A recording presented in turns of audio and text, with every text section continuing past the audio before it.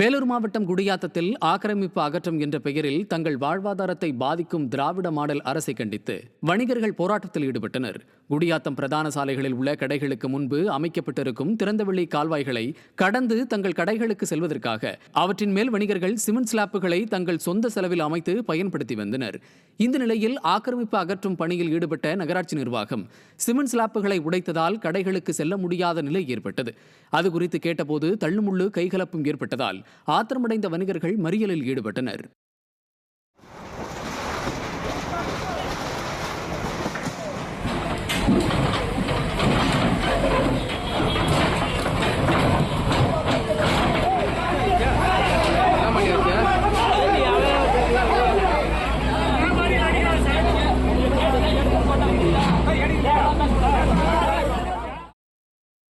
நகராட்சி நான் வாடகை கட்டுறேன். நகராட்சி நான் அந்த பொருள் அது கீழே இருந்து பாறை, ஒரு பாறை 2000 ரூபா, 10 பாறை 20000 ரூபா வாடகை கட்டலாம், சீல் வைக்கிறாங்க. ஒண்ணு இன்னும் இன்னைக்கு 20000 ரூபாய் பார்வையும் போயிட்டு திருப்பி அதுக்கு என்ன நான் பண்ணி திருப்பி நான் எப்படி அந்த தொழில் செஞ்சு நகராட்சி வாடகை கட்டுப்பா, நகராட்சி வாடகை கட்டுறது எப்படி, என்ன நம்பிக்கிற 4 தொழிலாளி கூலி கொடுக்குறது எப்படி, கடன் நடத்துறது எப்படி, நீங்களே சொல்லுங்கப்பா.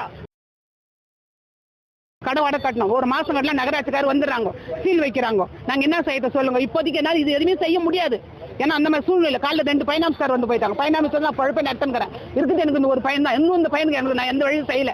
என் நம்போன்னு விட்டு போட்டார் நடு ரோட்ல எங்க வீட்டுக்காரு. எனக்கு வேற வழி கிடையாது. நீங்க ஏதாவது செய்து எனக்கு வழி கட்டுங்க, அவ்வளவுதான் நான் சொல்ல முடியும். எனக்கு நான் இதை நம்பி தான் இருக்கிறேன், வேற எதுவுமே கிடையாது. எனக்கு எந்த சொந்த பந்தம் யாருமே இல்லை. எனக்கு அனாதையாகிறேன் நான்.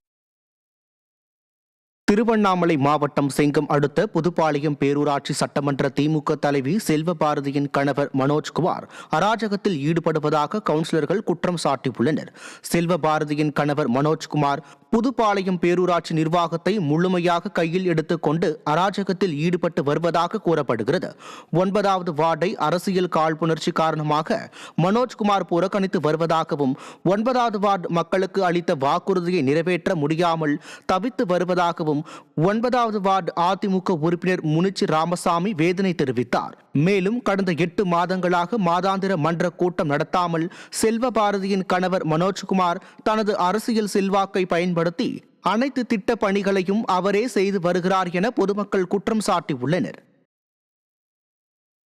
இந்த மாதிரி இந்த தெருவில் இப்படி இருக்குது, ரோடு காவா எதுவுமே சரியாக இல்லை, லைட் எரியல, பாத்ரூமில் தண்ணி வரல அப்படின்னு போயிட்டு பல டைம் எழுதி கொடுத்தோம். அவங்களும் போயிட்டு பேரூராட்சி ஆஃபீஸில் கொடுத்தேன்னு சொல்கிறாங்க.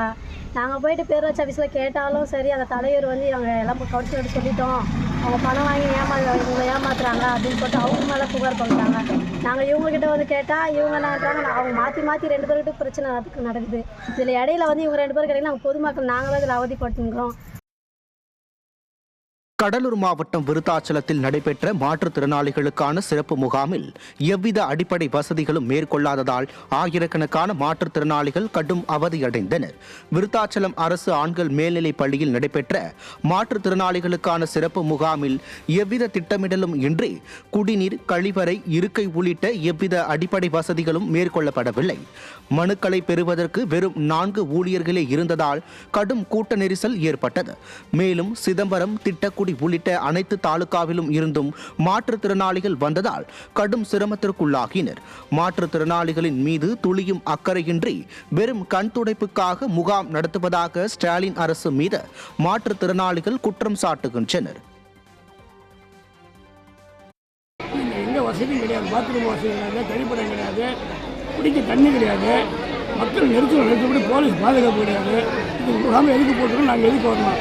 இங்கே விருதாரம்பம் தான் போட்டுருக்கு. பண்ருட்டி, நெய்வேலி, கடலூர், இது சிதம்பரம், வேப்பூர், திட்டக்குடி எல்லா தாலுக்காவும் இங்கே வருது. அப்போ இந்த தாலுக்காவில் இருக்குது, நாங்கள் எங்கே போகிறது?